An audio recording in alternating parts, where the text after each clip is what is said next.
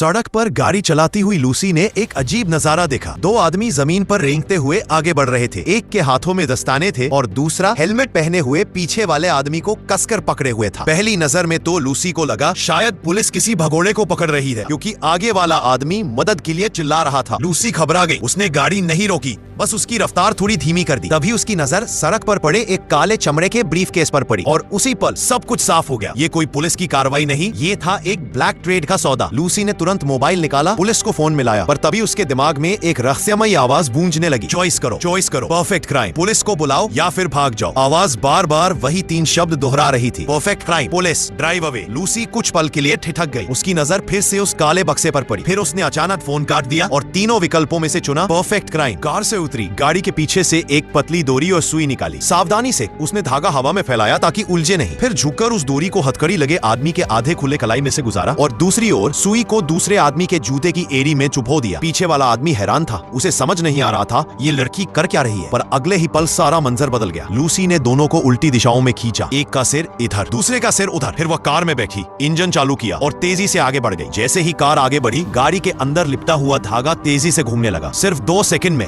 वह पूरा खुल गया और धागे के दूसरे छोर पर बंधे थे 2 हथियार। तेज झटके के साथ दोनों बंदूकें सड़क के किनारे जा गिरी। अब शुरू हुआ एक खूनी खेल। लूसी ने गहरी सांस ली। उसे लगा उसकी योजना कामयाब हो गई है। वह गाड़ी रोककर सीधे उस काले बक्से के पास पहुंची, दरवाजा खोला और बक्सा उठा लिया। अब वह सोच रही थी, सब कुछ मेरे हाथ में है, अब जिंदगी बदल जाएगी। पर तभी उसे याद आया, वह सुई अभी भी बाहर ही है। वह दौड़ती हुई वापस गई, 2 धागों के सिरों को फॉलो करते हुए। पीली लाइन के सिरे पर उसे सुई मिली जिस पर उसका नाम खुदा हुआ था। वो राहत की सांस ही ले पाती कि लाल धागे वाली सुई गायब थी। अगर पुलिस आ गई तो सब उजागर हो जाएगा। दूर से सायरन की आवाज सुनाई देने लगी। समय कम था। लूसी ने झट से अपना सुई का बॉक्स निकाला, अंदर से स्पेशल कैंची निकाली और सुई का वो हिस्सा जिसमें नाम लिखा था काट दिया। एक धमाके जैसी हल्की आवाज आई, सुई का पिछला हिस्सा उड़ गया। वह झुककर सड़क के किनारे ढूंढने लगी, पर उसकी पूरी तवज्जो सुई पर थी, इसलिए उसने पीछे पड़े हेलमेट वाले आदमी को नहीं देखा, जिसकी आंखें अब धीरे धीरे खुल रही थी। वो आदमी धीरे धीरे अपने पास पड़ी बंदूक की ओर हाथ बढ़ाने लगा। लूसी ने अचानक उसे देख लिया। उसने भी बंदूक उठाई। उसके मन में ख्याल आया, यही खत्म कर दूं इसे, पर अगले ही पल उसने खुद को रोक लिया। वो मुड़ी और पूरे सीन से सारे निशान मिटाने लगी। हथकड़ी वाले आदमी की लाश को पहाड़ी से नीचे धक्का दिया, सड़क पर पाउडर बिखेरा, दोनों मोटरसाइकिलें गिरा दी और एक बंदूक को जंगल में फेंक दिया। सब कुछ साफ करने के बाद उसने अपना हेलमेट उतारा और कार में बैठ गई। उसे लगा अब कोई सबूत नहीं बचा।